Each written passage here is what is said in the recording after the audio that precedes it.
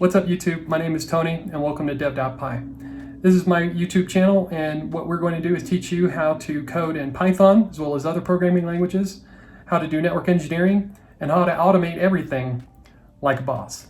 So in this video, we're going to show you how to install and manage multiple versions of Python using a really cool Python version manager called PyEnv. This is the first of many videos that will be coming out in the coming weeks that will show you how to get started building your environment so that you can start developing in Python. So let's get started. All right, so starting out, we're going to go to google.com and then type in PyEnv. And what we're looking for is the GitHub link for PyEnv. When you click on this link, if you scroll down, you'll be able to see the README files, which will give you instructions on how to install PyEnv for various environments.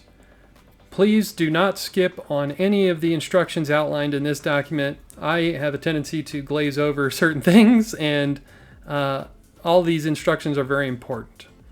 So I have a Mac. I'm going to install PyEnv using Homebrew. And so first thing we got to do is a brew update. And then once brew has updated, we can do a brew install on PyEnv. Now, if you don't know what brew is, it's basically a package manager for Mac. Kind of like an app store for Mac, but it manages software in your operating system. And so we can skip forward and see that brew is updated. Then we do a brew install PyEnv, and voila, it's installed. But we're not done yet. Basically, if you go to step 2, which I have a tendency to forget, it will give you a link which tells you how to set up your shell for PyEnv. And so the first few bullet points explain to you what needs to be in place in order for PyEnv to actually work.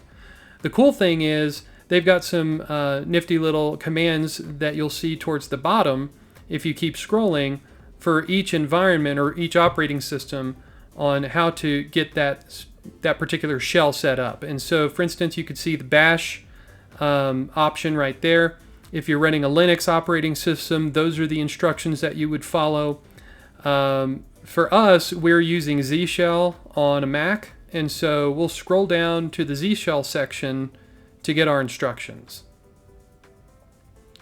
So we keep scrolling down here, and there it is. And so pretty much you just want to copy those commands. These commands are basically what's going to cover what's required in those 3 bullet points at the top. We're going to open up our terminal, paste that in, and we should be good to go on the next reboot. This will make sure that PyEnv is installed and running when you reboot, but it doesn't start it immediately in this terminal session. So what I recommend is run that eval command manually, and when you run PyEnv-H to look at all of the options, you should see a screen like this where it gives you all the options. And so what we're doing here is we're checking the version of PyEnv. It's currently 2.3.2 as of today. And next we're going to install Python 3.10. You can do tab completion to see the versions that are available to you to install. And so we're going to choose the latest and greatest, Python 3.10.5. And through the magic of video, that was very quick installation. Usually takes a lot longer than that. But this is the cool part here. And so right now we're going to take a look at the current version of Python in our shell, which is 3.9.5. We're going to use the PyEnv shell command to change that version to 3.10.5. And now, immediately, the interpreter is updated to the 3.10.5 version. This is what makes PyEnv so cool, is you can actually update, install multiple versions of Python on your system, and then on the fly change it for your needs. And so in this case, we're going to go ahead and build out a dev.py directory to save all of our projects into for the coming videos in the next coming few weeks.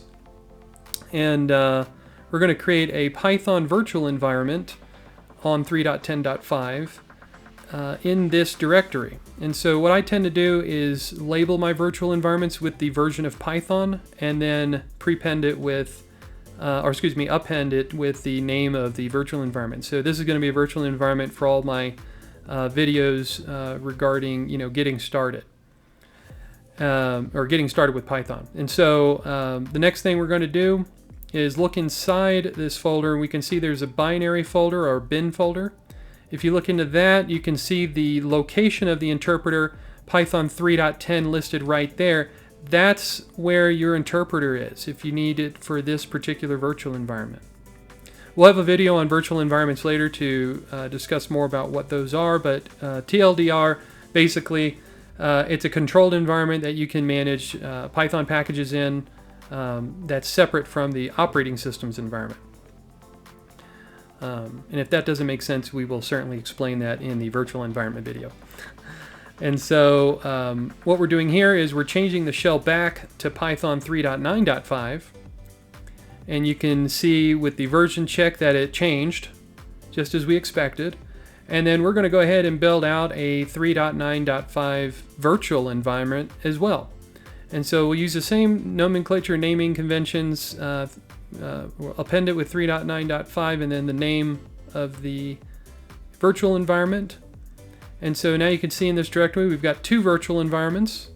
And if we look inside that folder as well, there will be a binary folder, and then within it you can see the 3.9 interpreter. And so this will be important later on when we set up our IDE. And that's the beauty of PyEnv. So that wraps up our first video. Hope you enjoyed it. Hope you see the benefits of using something like PyEnv to manage all the versions of Python and installation of Python in a very easy way on your system. If you liked the video, please hit that like button. And for the next round of videos that'll be coming out to continue the series on getting started, hit the subscribe button and hit that bell icon to be notified whenever the new video comes out. Thank you so much for watching.